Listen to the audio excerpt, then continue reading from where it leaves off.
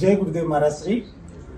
અત્યારે જે તીર્થધામ પ્રેરણાપીઠ મુકામે 551મો ભવ્ય પરંપરાગત અમૃત મહોત્સવની જે તૈયારીઓ ચાલી રહી છે અને સમગ્ર દેશભરમાંથી ભાવિક ભક્તો પદયાત્રીઓ સંઘ લઈ અને નીકળી ચૂક્યા છે, તો એના સંદર્ભે આપ જરા જાણકારી આપશો મહારાજ શ્રી?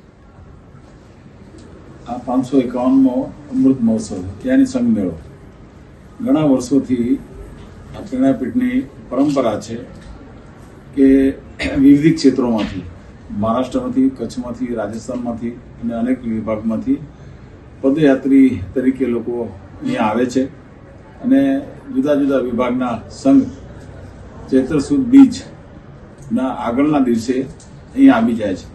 ચૈત્ર સુદ બીજના દિવસે બધા સંઘ ભેગા થાય છે અને અહીંયા પ્રેરણાપીઠમાં સંતો સાથે અમે એને સામૈયા કરીએ છીએ. એટલે આ પરંપરા વર્ષોથી છે અને આ અમૃત મહોત્સવમાં હજારો માણસો, ઓછામાં ઓછા 25,000 માણસો દર વખતે આવે છે અને અહીંયા દર્શનનો લાભ લે છે. યાત્રિકો બહુ દૂરથી 500-700 કિલોમીટર દૂરથી અહીંયા આવતા હોય છે. એમના ચહેરા પર પણ અહીંયા બહુ આનંદ હોય છે, કારણ કે પદયાત્રી તરીકે આવવું કે તપશ્ચર્યા કરવી, એવી ગરમી હોય તો એવા સંજોગોમાં પણ ચાલીને આવવું બહુ આસાન નથી હોતું, પણ છતાં મન મક્કમ કરીને એક જ ઈચ્છા હોય છે, અમારે પ્રેરણાપીઠ જવું છે. આ ધ્યેયના લીધે બધા અહીંયા સુધી આસાનીથી પહોંચી શકે છે. ધર્મધજા સાથે બધા અહીંયા આવે છે. લોકોની આસ્થા છે, પ્રેરણાપીઠ સાથે વર્ષોથી આ સંઘ આવે છે, આસ્થા છે, જોડાયેલા છે બધા. અને આ મહોત્સવ આખા વર્ષમાં એક મોટો મહોત્સવ હોય છે.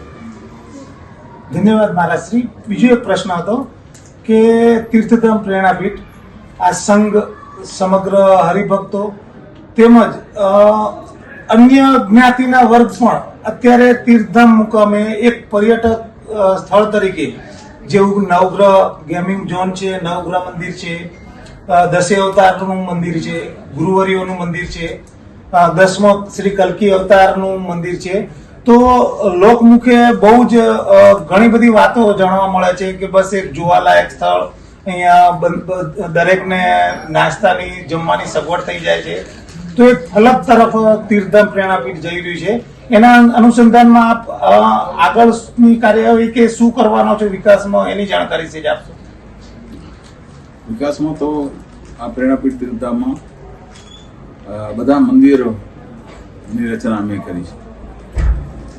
હનુમાનજીનું પણ સરસ મંદિર છે, શિવ ભગવાનનું પણ મંદિર છે, ભગવાનના 10 અવતારના મંદિર છે, 4 યુગના 4 ઋષિનાનું મંદિર છે, લક્ષ્મીનારાયણ ભગવાનનું મંદિર છે, ઉમિયા માતાજીનું મંદિર છે, ગણપતિ દાદાનું મંદિર છે અને મનસા ધ્યાન કેન્દ્ર છે કે જેમાં 42 ફૂટની હાઇટનું પિરામિડ છે અને એક સાથે 33 સાધકો ધ્યાનમાં અહીંયા આવે છે.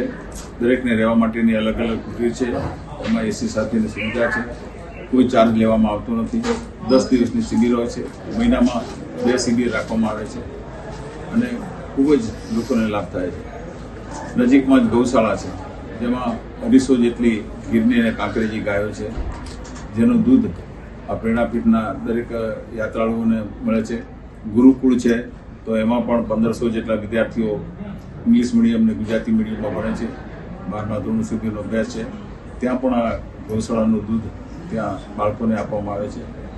એ સિવાય અહીંયા આરોગ્યધામ છે કે જેમાં નજીવા દરે લોકોને સારવાર આપવામાં આવે છે અને એ સિવાય પણ વિવિધ પ્રવૃત્તિઓ પ્રેરણાપીઠ મારફતે થતી હોય છે. અમદાવાદ અને આજુબાજુના ઘણા બધા યાત્રાળુઓ રવિવારે, ગુરુવારે પુષ્કળ સંખ્યામાં આવે છે. એ વર્ષોથી આપણે અનુચિત્ર ચાલે છે.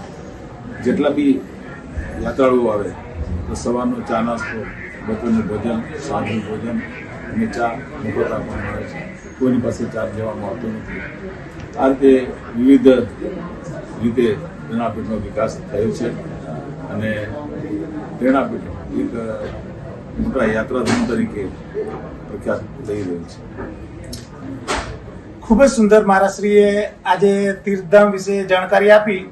અમે પણ ઘણા સમયથી માર્ક કરી રહ્યા છીએ અમારા ચેનલના માધ્યમથી કે કોઈ એક કચ્છ કડવા પાટીદાર સમાજ એકલો જ નહીં, અન્ય હિન્દુ સમાજના પણ ભક્તો દૂર દૂરથી સમગ્ર દેશભરમાંથી અહીંયા આગળ દર્શને મુલાકાતે આવી રહ્યા છે અને દરેક સેવાનો લાભ લઈ રહ્યા છે. જે જોતા આજે તીર્થધામ પ્રેરણાપીઠ એક વિશ્વ ફલક તરફ પ્રણાય કરી રહ્યું હોય એવું અમારા ચેનલને દેખાઈ રહ્યું છે. ખૂબ જ સુંદર આજે સરસ જાણકારી આપણે તીર્થધામ વતીથી મહારાજશ્રી વતીથી મળી એ બદલ ખૂબ ખૂબ આભાર. જય ગુરુદેવ.